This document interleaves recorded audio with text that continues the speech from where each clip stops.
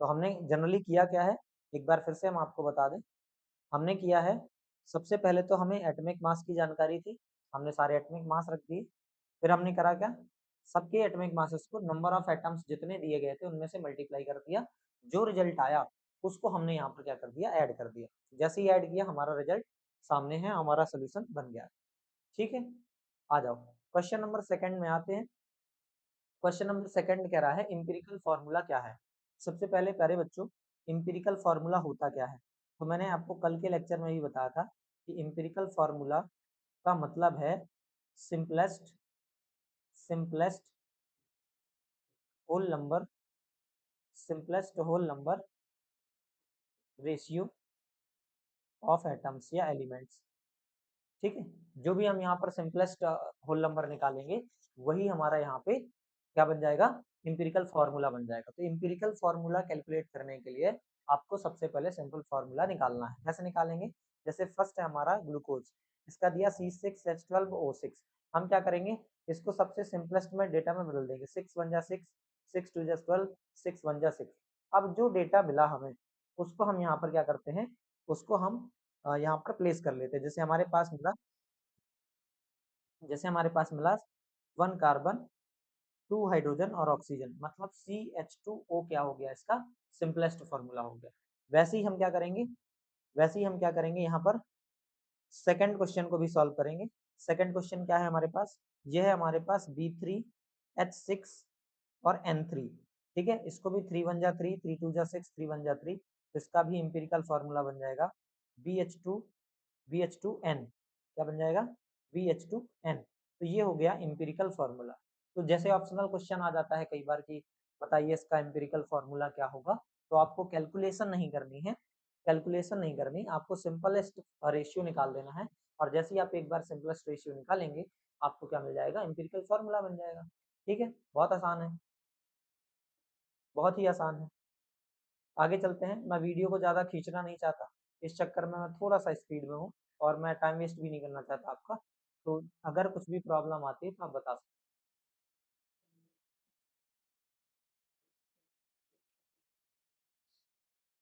ठीक है, चलिए नेक्स्ट क्वेश्चन है।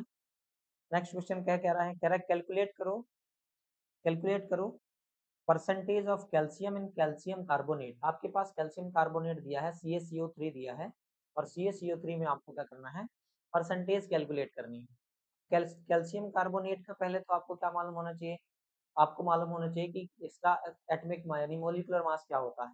अगर मैं यहाँ पर आपको बताऊं कि जो एटॉमिक मास है वो कैल्शियम का कितना होता है 40, कार्बन का कितना होता है 12, ऑक्सीजन का कितना होता है 16। अगर सबको कैलकुलेट करोगे तो आ जाएगा कितना 40, एक कार्बन 12 और मल्टीप्लाई में 3 करना पड़ेगा तो ये 48 पहुंचेगा, 48। सबको ऐड करो ये 100 पहुंच जाएगा।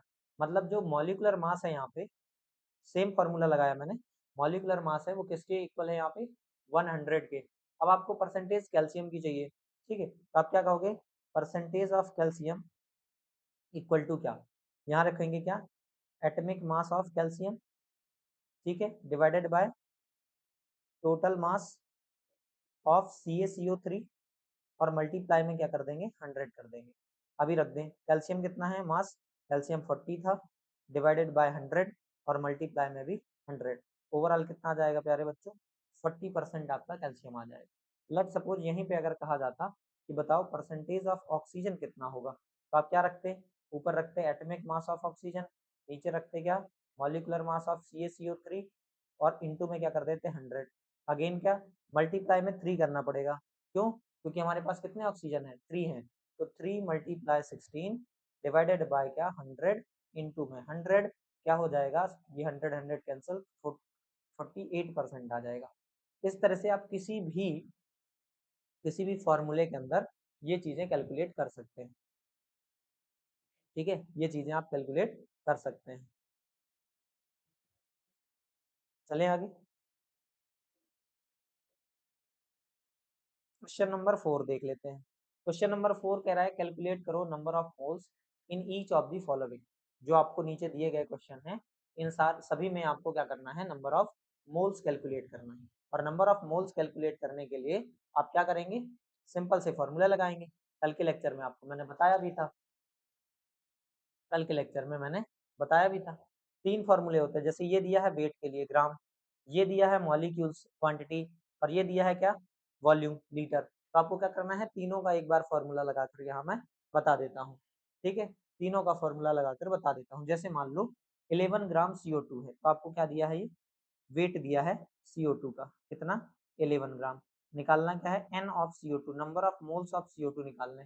फॉर्मूला क्या निकालेंगे, number of moles of CO2 equal to होता है weight of CO2 divided by यहाँ पर क्या मॉलिकुलर मास ऑफ CO2। ठीक है, अब वेट कितना है 11 ग्राम, मॉलिकुलर मास कितना हो जाएगा 12 है, और 32 हो जाएगा किसका, ऑक्सीजन का। 1 ऑक्सीजन का 16, 2 ऑक्सीजन का 32, मल्टीप्लाई कर लेना, टोटल आ जाएगा 44। तो ये 11/44 आ जाएगा, कितना आ जाएगा 11/44। इसको सॉल्व कर लीजिएगा, आपको नंबर ऑफ मोल्स मिल जाएंगे। यहाँ पर आते हैं, आपको जो दिया गया है बेटा क्वांटिटी दिया गया है 3.011 इंटू 10^22, को निकालना वापस से n है। n क्वांटिटी में रिलेशन क्या है कि n इक्वल टू Q/Na होता है। Na क्या होता है, कोई बताओ कमेंट सेक्शन में, और कमेंट सेक्शन में बताइए या चैट बॉक्स में बताइए। ये आपका Na क्या है, कल बताया था, कल की क्लास में, कल की क्लास में बताया था, बताओ। फिर मैं इसको सॉल्व कर देता हूँ। 11 1 जा 11, 11 4 जा 44, 1/4, 1/4 को क्या करोगे तो 0.25 मोल्स आ जाएंगे। बताया किसी ने, ठीक है। अवोगैड्रो नंबर, बहुत अच्छे। अवोगैड्रो नंबर होता है, इसकी वैल्यू भी फिक्स होती है। तो यहाँ रख देता हूँ 3.011 इंटू 10^22 डिवाइडेड बाय 6.022 इंटू 10^23, ये होता है। ठीक है, ये ऑलमोस्ट डबल है, ये 1 ये 2, तो ये हो गया n इक्वल कितना 1/2, और ये 23 ऊपर चला गया तो माइनस का 23, 22 पहले से था, मतलब ये हो गया 0.5 इंटू 10 पावर माइनस का 1, यानी कि हो जाएगा 0.05 मोल्स, 0.05 मोल्स। अच्छा, ये मेरे पीछे छुप गया, 0.05 मोल्स हो जाएगा। ठीक है, अभी ये वॉल्यूम वाला भी देख लो, वॉल्यूम वाला भी देख लो कैसे। आपको वॉल्यूम दिया है, ठीक है, STP पे वॉल्यूम दिया है, कितना है ये 1.12 है, जस्ट अ सेकेंड, 1.12 है। ठीक है, अब फॉर्मूला होता है n इक्वल टू क्या v बाय, अगर आप लीटर में रख रहे हो v/22.4, तो आप रख दो 1.12 डिवाइडेड बाय 22.4, डेसिमल से डेसिमल हट जाएगा, एक डेसिमल बचेगा, तो यहाँ पर मान लेते हैं 0.1, टू जाए हो जाएगा। ठीक है, नीचे आ जाएगा 1/20, और इसको सॉल्व करोगे तो तुम्हें नंबर ऑफ मोल्स मिल जाएंगे। मैंने सिंपल इसलिए लिए हैं ताकि मैं एक बार बस गो थ्रू बस करना चाहता हूँ कि आप कैसे इसको सॉल्व करेंगे। डन, तो तीनों फॉर्मूले आपको आने चाहिए, क्वांटिटी का भी आना चाहिए, वेट का भी आना चाहिए, और वॉल्यूम का भी आना चाहिए। फॉर्मूला आएगा तो क्वेश्चन बनेगा, फॉर्मूला नहीं आएगा क्वेश्चन नहीं बनेगा। सिंपल लॉजिक है, इसमें कोई नई तरकीब नहीं निकालनी है, नया कोई पैटर्न नहीं है, या फिर ऐसा कोई मैजिक नहीं है जो आपको क्या करे आसानी से न्यूमेरिकल्स को सॉल्व करा दे। न्यूमेरिकल्स आपके फॉर्मूले से बनेंगे, अगर आपको गिवन निकालना आएगा तो बनेंगे। दूसरा, अगर आपने प्रैक्टिस करी होगी तो बनेंगे, अगर प्रैक्टिस नहीं करी है तो फिर भूल जाओगे न्यूमेरिकल आप कर पाओगे। ठीक है, आ जाओ, ये एक बेहतरीन क्वेश्चन है, पहले ये आप क्लास 9th में पढ़ा करते थे। क्वेश्चन क्या है, कह रहा है कि बोरॉन है जो नेचर में टू फॉर्म्स में आइसोटोप्स के अकर होता है, मतलब मिलता है, जैसे बोरॉन 511 और बोरॉन 510, इनका अलग अलग रेशियो है, परसेंटेज है। 81% आपका बोरॉन 511 है, जबकि 19% आपका बोरॉन 510 है। तो आपको करना क्या है, तो इनका एवरेज एटॉमिक मास निकालना है। आपको करना कुछ नहीं है, एवरेज एटॉमिक मास जो होता है बच्चों, ये परसेंट होती है, ऐसा रख सकते हैं, ऐसा, atomic mass multiply percentage of first isotope, first isotope plus atomic mass into percentage of second isotope, second isotope, बस इतना सा फॉर्मूला याद रखना। अभी करेंगे क्या, एटॉमिक मास रखेंगे, 11 दिया गया है, कहाँ से पता चला सर मुझे, ये सर यहाँ देखिए आप, 11 लिखा हुआ है, सब दिया रहता है, क्वेश्चन में ही दिख रहा है, वो दिखाई नहीं देता। ठीक है, तो थोड़ा सा आँख आँख धुल लिया करो, चश्मे वश्मे पहन लिया करो। ठीक है, मजाक कर रहा हूँ, दिख जाएगा आपको, सामने ही दिख जाएगा। ये 11 आप यहाँ रखोगे, ये रख दिया, प्लस इंटू क्या करोगे, इंटू में परसेंटेज कहाँ है, 81 है, 81 का 100 से डिवाइड कर दोगे, प्लस अब आपके पास क्या है, दूसरा है 10, इंटू में 19 बाय क्या कर दोगे, 100 कर दोगे। ठीक है, तो जो यहाँ से परसेंट जो डेटा मिलेगा, ये हमारा क्या हो जाएगा, इसका परसेंटेज आ जाएगा। ठीक है, इसको सॉल्व कर लीजिएगा, चाहे तो फटाक से सॉल्व कर लेते हैं।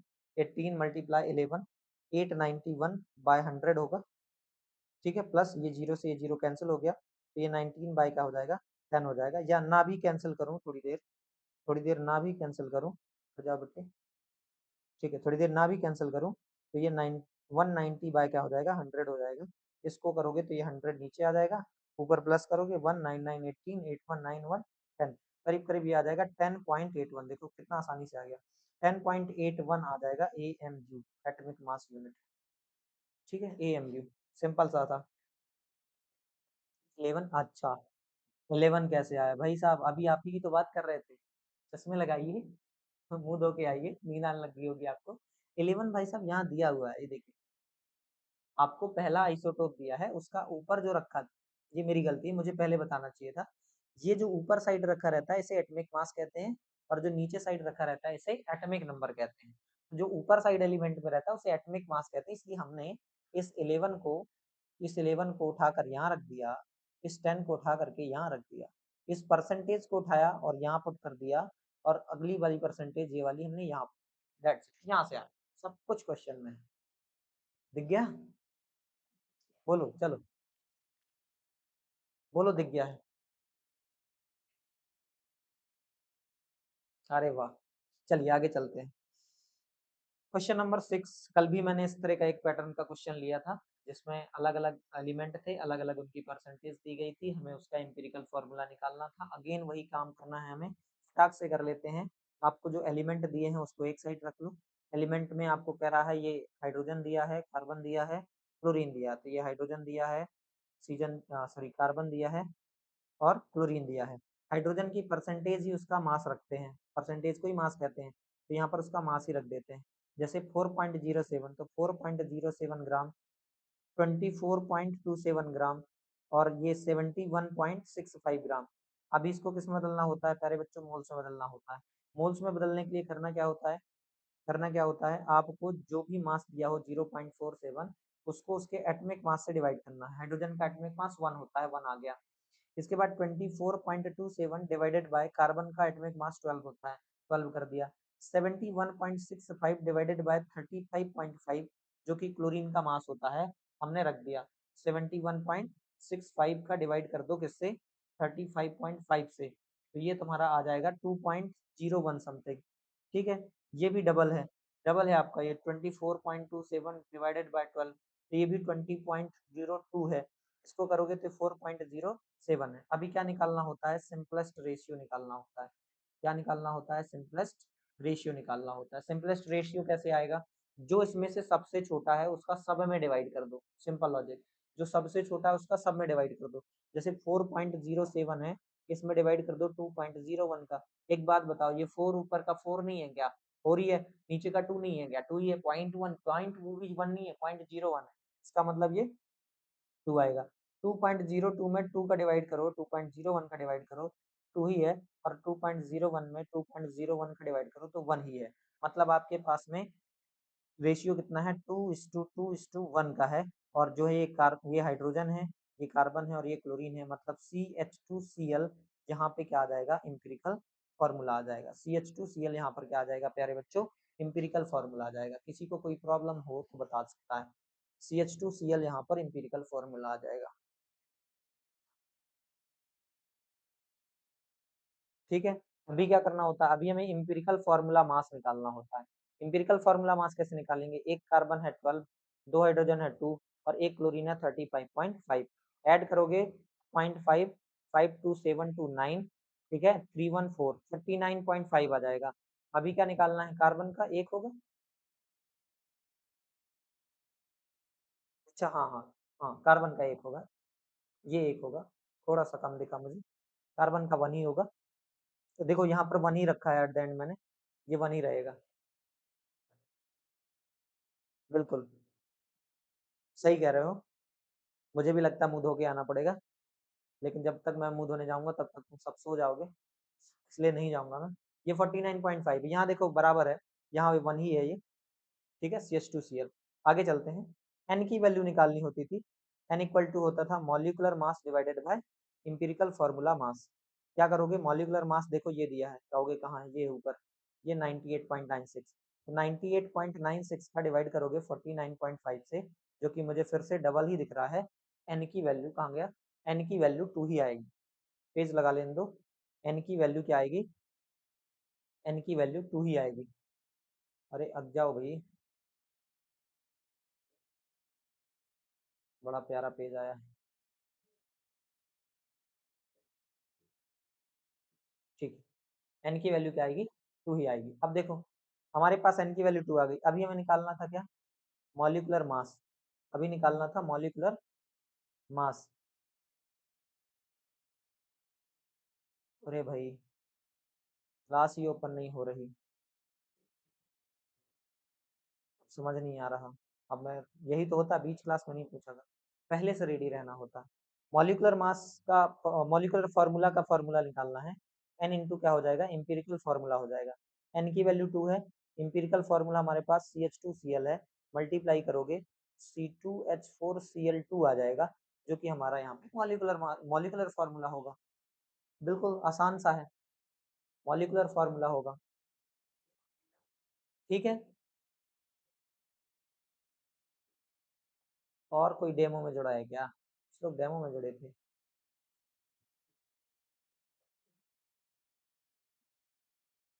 चलें आगे।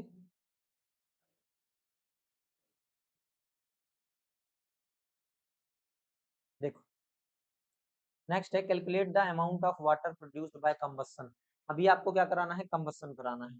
कंबस्शन किसे कहते हैं, सबसे पहले ये बताओ। कंबस्शन कहते हैं भैया, जब भी आप क्या करते हो, किसी भी चीज को, मतलब किसी भी हाइड्रोकार्बन को ऑक्सीजन की प्रेजेंस में क्या करते हो, बर्न करते हो। जब बर्न करते हैं तो क्या मिलता है आपको, बर्न करने पर क्या मिलता है, सिंपल सा कार्बन डाइऑक्साइड और वाटर मिलता है। तो आपको यहाँ कार्बन डाइऑक्साइड और वाटर निकालना है। देखो कंबस्शन की रिएक्शन लिख लेता हूँ। सबसे पहले मीथेन का फॉर्मूला आना चाहिए, जो कि होता है CH4, और कंबस्शन कराओगे तो O2 से कराओगे, ऑक्सीजन से, तो ये बन जाएगा CO2 प्लस H2O। क्या बन जाएगा, CO2O प्लस H2O। अब इसको बैलेंस करना है, क्योंकि देखो स्टोकियोमेट्री बेस्ड क्वेश्चन है। स्टोकियोमेट्री में आपको अगर आपने ध्यान नहीं दिया बैलेंसिंग का, तो फिर क्वेश्चन गलत हो जाएगा। जैसे यहाँ पर देखो, यहाँ पर अगर हम देखें H2O में एक ऑक्सीजन है, यहाँ 2 है, तो टोटल हो गए 3। ठीक है, तो यहाँ पर है 2। ये ऑड चल रहा है, ऑड। ऑड को सबसे पहले इवन बनाओ। ऑड को इवन बनाओगे तो आप करोगे क्या, ऑड को इवन बनाने के लिए यहाँ पर 2 लगा दोगे। 2 लगाया तो ऑक्सीजन हो गए 4। ठीक है, ऑक्सीजन हो गए 4, हाइड्रोजन हो गए 4, यहाँ भी 2 लग जाएगा तो ऑक्सीजन 4 आ जाएंगे। ये हो गई बैलेंसिंग वाला पार्ट, बैलेंसिंग पूरी। अभी करना क्या है, हमें ये देखना है कि कहाँ से हमें कौन सी चीजें कितनी मिल रही हैं, कहाँ से कौन सी चीजें कितनी मिल रही हैं। जैसे CH4 कितना मॉलिक्यूल है इसका, 1 मॉलिक्यूल है, 1 मॉलिक्यूल। ठीक है, हमें क्या निकालना था, कह रहा था अमाउंट ऑफ वाटर बताओ। ठीक है, अमाउंट ऑफ वाटर। तो जब 1 मॉलिक्यूल आप CH4 ले रहे हो, तो 2 मॉलिक्यूल क्या कर रहा है, 2 मॉलिक्यूल आपको वाटर के मिल रहे हैं। एक मॉलिक्यूल में 2 मॉलिक्यूल मिल रहे हैं। अच्छा, एक मॉलिक्यूल का CH4 है कितना, तो 1 कार्बन 12 प्लस 1 4 हाइड्रोजन 4, ये हो गया 16 ग्राम। कितना हो गया, 16 ग्राम। तो 16 ग्राम में जब आप करते हो, 16 ग्राम को बर्न करते हो, तब जाके 2 मॉलिक्यूल्स मिलते हैं। ठीक है, अगर मोल के टर्म में भी निकालो तो मॉलिक्यूल्स को हम मोल मान सकते हैं यहाँ पे। तो यहाँ पर 1 मोल है, और यहाँ पर कितने हैं, 2 मोल है। इसका मतलब हुआ कि जब हम 1 मोल मीथेन को कंबस्ट कराते हैं, तो आपका 2 मोल वाटर मिलता है। 1 मोल मीथेन को कंबस्ट कराते हैं तो 2 मोल होता है। तो कह रहा है 16 ग्राम को अगर कंबस्ट कराएंगे तो कितना होगा, तो 16 ग्राम को कंबस्ट कराने पर देख लो सिंपल सा, यहाँ पर 2, यहाँ पर 4, नहीं, यहाँ पर H2O 18 आ जाएगा, 18। तो टोटल कितना आ गया, 36 ग्राम। तो आपको कितना आना चाहिए, 36 ग्राम। सिंपल सा लॉजिक है आपका। सिंपल सा लॉजिक, क्या कहोगे, 1 mole methane combust to produce produce 2 mole of water, 2 mole of water, ठीक है। 2 मोल ऑफ वाटर, 1 मोल में कितना आ रहा है? 2 मोल ऑफ वाटर आ रहा है। और 1 मोल वाटर का कितना कंटेन करता है? 1 मोल 18 ग्राम। वाटर का 1 मोल कितना करता है? 18 ग्राम। तो यहाँ पर 2 मोल कितना करेगा? 2 मोल्स कितना करेगा? सिंपल है, 2 इंटू 18 कितना? 36, 36 ग्राम। सिंपल लॉजिक है। दूसरा, ये आपका ये 1 मोल में 18 ग्राम कैसे हुआ? तो आपको मालूम है N equal to W by A, molecular mass. W by 1 mole है, मॉलिक्यूलर मास 18 होता है, तो 18 ग्राम ही आ जाएगा 1 मोल के अंदर। ऐसे निकाल लेते हैं, फॉर्मूले से ही निकाला है। इसको डायरेक्टली याद रख सकते हो आप, डायरेक्टली भी याद रख सकते हो इसको, ठीक है। चलें आगे। ऐसे भी क्वेश्चन आते हैं स्टोइकियोमेट्री बेस्ड हैं। आपको बस देखना है कि हमने कितना लिया था, कितना बना है और कितने की बात हमसे करी रही कर रहा है। मान लो यही दूसरा डेटा दे देता, मान लो कह देता 36 ग्राम मीथेन में बताओ कितना होगा, तो फिर हम 1 ग्राम में निकालते, भाई 16 ग्राम में 36 मिल रहा है तो 1 ग्राम में 36 बाय 6 16 आ जाएगा। फिर 36 ग्राम में कितना आएगा, तो 36 बाय 16 में 36 आ जाएगा, जो भी आएगा वहाँ से आंसर मिल जाएगा। ऐसा भी कर सकते थे, लेकिन यहाँ 16 ग्राम का ही पूछा गया तो हमने 1 मोल के रिस्पेक्ट में पूछ लिया। कह रहा है which of the following have largest number of atoms, इसमें सबसे ज्यादा एटम है। एटम का मतलब बच्चों क्या? एटम का मतलब है क्वांटिटी, क्वांटिटी। और ये जो दिया है सब जगह 1 ग्राम है, ये जो दिया सब जगह क्या है? 1 ग्राम है। और इसे क्या कहेंगे? वेट। इसे कहेंगे वेट। वेट, क्वांटिटी और लार्जेस्ट नंबर, मतलब वेट और क्वांटिटी में रिलेशन है। आपको एक फॉर्मूला पता है, N equal to Q by N A, quantity के रिस्पेक्ट में। दूसरा पता है एन इक्वल टू क्या? डब्ल्यू बाय ए एम, इसके रिस्पेक्ट में। डब्ल्यू बाई ए एम या मोलिकुलर मास, इसके रिस्पेक्ट में, वेट के रिस्पेक्ट में। अभी दोनों को मर्ज कर दो तो बन जाएगा क्या? डब्ल्यू इक्वल डब्ल्यू, या कुल मिला के ऐसा कर लो, डब्ल्यू भी दिया है, एन भी दिया, सब कुछ दिया है, एन निकाल लो, कुल मिला के क्या निकाल लो? एन। तो यहाँ से आपको एन मिल जाएगा, जिसका एन ज्यादा होगा, क्योंकि क्वांटिटी इक्वल टू क्या होगा? एन इंटू एन ए, ठीक है। तो जिसका एन ज्यादा होगा उसका डेफिनेटली क्या होगा? क्वांटिटी ज्यादा होगी, क्योंकि एन ए की वैल्यू सब में सेम रहेगी। सबके नंबर ऑफ मोल्स निकाल देता हूँ। N equal to 1, lithium, hydrogen, helium, lithium, lithium का कितना होता है? 7, ठीक है। दूसरे के रिस्पेक्ट में अगर देखें तो हो गया 1 डिवाइडेड बाय, इसका होता है 23। और एन इक्वल टू क्या? 1 बाय, 2 क्लोरीन है, एक क्लोरीन का कितना होता है? 1 क्लोरीन का एटॉमिक मास 35.5, दो का कितना हो जाएगा? 35.5 पर इंटू प्लस कर दो 2, ये प्लस कर दो अगेन, या फिर 2 से मल्टीप्लाई कर दो। 10 की 0, 10 की 0 1, 33617, तो ये हो गया 71। अब एक बात बताओ, जितना डिनोमिनेटर बड़ा होता है डेटा उतना छोटा आता है। ये तो पता ही है ना, जितना डिनोमिनेटर क्या होता है आपका बड़ा होता है, डेटा उतना ही छोटा आता है। जैसे आपने 1 को 7 से डिवाइड किया तो ये 0.14 आ गया, ठीक है। अभी आप इसको 1 को 23 से डिवाइड करो, ये 0.4 आएगा, ठीक है। 0.04 आएगा, 0.04 आएगा। और 1 को अगर 71 से डिवाइड करोगे तो तुम्हारा ये बन जाएगा जाकर के कितना? 0.014। देखो कुल मिला के सबसे बड़ी डिजिट कौन सी है? ये वाली। और ये किसका था? लिथियम का। ये किसका था? सोडियम का। ये किसका था? Cl2 का। तो किसके पास ज्यादा होंगे? तो यहाँ पर लिथियम के पास लार्जेस्ट नंबर होगा, किसका?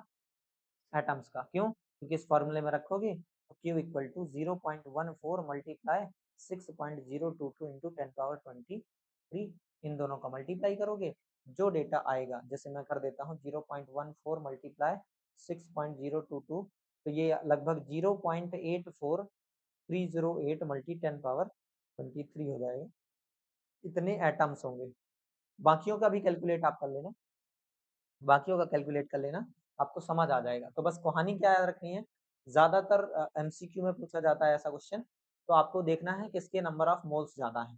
जिसके नंबर ऑफ मोल्स ज्यादा होंगे उसका आपका मॉलिक्यूल्स, उसका आपका एटम सब ज्यादा होगा, ठीक है। 9th क्वेश्चन कह रहा what will be the molarity of the solution which contain 5.85 gram NaCl पर 500 ml। तो सबसे पहले यहाँ गिवन निकाल देता हूँ मैं। गिवन है आपको वेट ऑफ NaCl, ये दिया गया है कितना? 5.85। आपको वॉल्यूम सॉल्यूशन का दिया गया है कितना? 500 ml। आपसे पूछा क्या गया है? मोलैरिटी बताओ। मोलैरिटी बताने के लिए, बताने से पहले हमें मोलर मास ऑफ NaCl पता होना चाहिए। NaCl, Na का होता है 23, Cl का होता है 35.5, इसको ऐड करोगे तो भाई साहब 58.5 ग्राम मोल इनवर्स आ जाएगा, ठीक है। अभी हमें पता है, वी नो दैट ये तरीका होता लिखने का। वी नो दैट, क्या पता है, molarity equal to number of moles of solute by volume solution का होता है। और इसको अगर वेरीफाई करेंगे तो weight of NaCl multiply 1000 divided by molar mass of NaCl और इनटू में वॉल्यूम लीटर में ना रखकर किस में रखेंगे, ml में। सारी वैल्यूज को रख देते हैं, सारी वैल्यूज को रख देते हैं। मोलैरिटी इक्वल क्या हो जाएगा, वेट NaCl का कितना है, कितना है देखो, 5.85 मल्टीप्लाई 1000 डिवाइडेड बाय 5 58.5 और मल्टीप्लाई 500। इसको काटा तो डबल, ठीक है, एक डेसिमल से एक डेसिमल यहाँ पहुंच गया। तो आपके पास है 58.5 डिवाइडेड बाय 58.5 मल्टीप्लाई 2, ये कट गया, 1 बचा कितना, 2 मोल पर लीटर, यानी मोलर। ये आपकी मोलैरिटी बन जाएगी, ये आपकी क्या बन जाएगी, मोलैरिटी बन जाएगी। बिल्कुल आसान सिंपल सा लॉजिक, ठीक है। गिवन निकाल लो, क्या कर लो, क्या पता करना है, क्या निकालना है, चीजें रखो, वैल्यू फॉर्मूले में पुट करो, आंसर तुरंत मिलेगा, कैलकुलेशन आपसे बन जाएगी। बनेगा क्या नहीं, सिंपल लॉजिक है, आपसे क्या नहीं बनने वाला, फॉर्मूला, अगर याद नहीं है तो। मोलैरिटी, मोलैरिटी की डिफिनेशंस अगर नहीं याद है तो। जैसे कह रहा है एक 500 ml का सॉल्यूशन था जिसकी मोलैरिटी 5 मोलर थी, इसको डाइल्यूट करा गया, मतलब इसमें और पानी मिलाया गया और इसका वॉल्यूम कहाँ तक पहुंचा दिया गया, 1500 ml तक। तो बताओ अब जो नया सॉल्यूशन बना उसकी मोलैरिटी क्या होगी। मतलब पहला सॉल्यूशन है जिसकी मोलैरिटी M1 दिया गया है 5 मोलर, उसका वॉल्यूम दिया गया था 500 ml, फिर इसको डाइल्यूट करा, तो इसकी आपको मोलैरिटी बतानी है और वॉल्यूम दिया गया है कितना, 1500 ml। तो जैसे ही गिवन लग रख दिया, हमें पता चल गया दो अलग सॉल्यूशन हैं, उन दोनों अलग सॉल्यूशंस की मोलैरिटी यहाँ पर बतानी है, जिसके लिए हमें फॉर्मूला पता होता है, we know that M1V1 equal M2V2, ठीक है। यहाँ से M2 इक्वल क्या आ जाएगा, M1V1 बाय V2। M1 कितना है 5, V2 कितना है 500 डिवाइडेड बाय कितना हो जाएगा 1500, 1500 हो जाएगा। अभी क्या करो, जीरो से जीरो, जीरो से जीरो कैंसिल हो जाएगा, 5 वन जा 5, 5 3 जा 15, बचा कितना 5/3, 3 1 जा 3, 2 बचा, 3 6 जा 18, फिर से 3 6 जा 18, ये आ गई मोल पर लीटर। आपको फॉर्मूला क्या याद रखना है उस पर बात कर लेते हैं, ये वाला फॉर्मूला है। दो अलग अलग सॉल्यूशंस की मोलैरिटी के और वॉल्यूम का रिलेशन में M1V1 इक्वल M2V2 फॉर्मूला आपको याद होना चाहिए, ठीक है। डायरेक्ट आपसे क्वेश्चन बन जाएगा, लेकिन अगर फॉर्मूला नहीं आता है तो प्रॉब्लम में फंस जाओगे। जैसे ये मोल फ्रैक्शन है, हाँ लास्ट क्वेश्चन है ये लास्ट क्वेश्चन है, बस वही बस लास्ट क्वेश्चन कह रहा है कैलकुलेट करो मोल फ्रैक्शन, कैलकुलेट करो मोल फ्रैक्शन,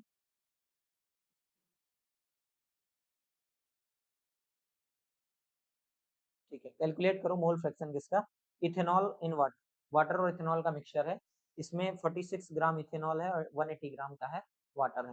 मोल फ्रैक्शन का फॉर्मूला मैं लिख देता हूँ। मोल फ्रैक्शन देखो, सॉल्वेंट है अगर तो ए कहेंगे, सॉल्यूट है अगर तो बी कहेंगे। तो जैसे मोल फ्रैक्शन आपको निकालना है इथेनॉल का, तो इथेनॉल आपका कितना है 46 और वाटर कितना है 180, इसका मतलब इथेनॉल हमारा क्या है, सॉल्यूट है, और वाटर क्या हमारा सॉल्वेंट है।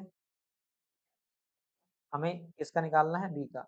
एक्स बी इक्वल टू क्या, एक्स बी इक्वल टू क्या, simple N B divided by N total. N B वापस से सॉल्व करेंगे, N B divided by N A plus N B. अब नंबर ऑफ मोल्स चाहिए आपको, number of moles कैसे निकालोगे, एन बी निकालने के लिए आपको डब्ल्यू बी में एम बी डिवाइड करना पड़ेगा। डब्ल्यू बी मतलब मोल फ्रैक्शन, ओ सॉरी मोल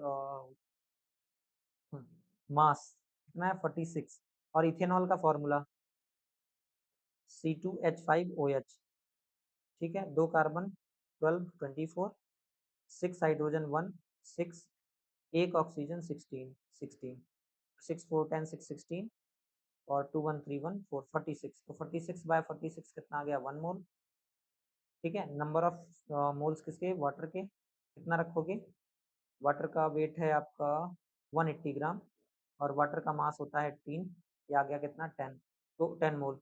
टोटल मोल कितने आ जाएंगे, एन टोटल इक्वल हो जाता है Na प्लस एन बी, मतलब ये हो जाएगा 1 + 10 कितना हो गया 11। ठीक है, सही चल रहा है सब। 11 मोल आ गए, टोटल मोल पता चल गए। अभी सबको पुट कर दो, तो आपका एक्स बी इक्वल टू क्या आ जाएगा, एन बी, जो कि 11 आया था, और एन ए और एन टोटल कितना है 11, टोटल काट दो 1, 1 इसका तो पूरा पूरा आ गया 1, 46, 46 1, 180, 118, 10, 10 और 1 11 हो गया, इधर रख दिया। 11 क्यों रखा है मैंने, 1 रखना है भाई, इसलिए तो गलत हो गया। 1 तो टोटल हो सकता है, एन बी का है 1, हाँ जी, और टोटल है 11, 1/11 करना है यहाँ पे, 1/11 करना है, और 1/11 जब आप करोगे तो ये आपका आ जाएगा 0.090। ठीक है, मोल फ्रैक्शन की कोई यूनिट नहीं होती, मोल फ्रैक्शन यूनिट लेस होता है, मोल फ्रैक्शन यूनिट लेस होता है। ठीक है, तो मैंने एक बार फिर से रिकैप करा दिया है चैप्टर को क्वेश्चंस के साथ में। अगर आपने नहीं देखी है इसके पहले की वीडियो, तो एक बार इस वीडियो को देख लीजिए, अवेलेबल है लाइव क्लासेस वाले सेक्शन में। ये सारा कुछ मैंने समझा रखा है, सारा कुछ पढ़ा रखा है, ये यहाँ से आप देख सकते हैं। और आज मैंने ये न्यूमेरिकल्स वाला सेक्शन भी क्या कर दिया है, कंप्लीट कर दिया है। और जिन्हें भी कुछ डाउट रहता है तो आप मुझसे पूछ सकते हैं। बाकी मिलते हैं कल चैप्टर सेकंड में, तब तक के लिए जय हिंद, नमस्कार, राम राम, सत श्री अकाल, थैंक यू।